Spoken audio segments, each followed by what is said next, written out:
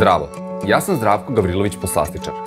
Danas pripremamo poznati mađarski dezert, šomlo i galušku.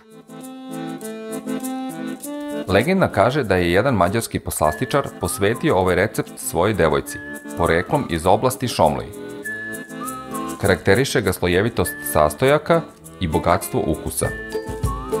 Čokoladni krem i sos možete pripremiti i dan ranije, a sastavljanje slojeva ostavite za samo serviranje. Počnimo od krema. U većoj šerpi ćemo zagrejati 1 litar mleka u koje ćemo dodati 120 g šećera i 50 g dijamant margarina sa vanilom. Kad prokuva, dodat ćemo kesicu pudinga od vanile i sve zajedno umešati. U drugoj posudi razmutili smo 100 g oštrog brašna sa malo vode i u to dodali 8 žumanaca. Kada dobro umešamo, ovu masu sipamo u vrelo mleko i kuvamo dok se ne zgusne. Kad je gotovo, odlažemo da se ohladi. Drugi sloj je sos, za koji će nam biti potrebna šerpa u kojoj ćemo prokuvati 1 litar mleka sa 200 g šećera. Sa strane, u 2 decilitra mleka ćemo razmutiti 4 žumanca i 100 g kakao praha.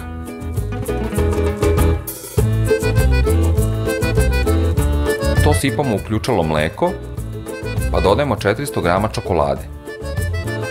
Poslednji sastojak je 1 decilitar ruma. Ostavljamo sos da se hladi. Sirup ćemo pripremiti slično kao za baklavu. U 6 decilitara vode sipamo 500 g šećera, pa dodamo koru od limuna i pomoranče. I sve to mešamo dok ne provrije. Služimo sledećim redosledom. Izlomljene piškote preko kojih prelivamo sirup i za kraj žuti krem. Ceo postupak ponovimo. Poslednji korak je džem od kajsije koji dodajemo na vrh. Po želji posipamo mlevene orahe, a potom zalijemo čokoladnim sosom.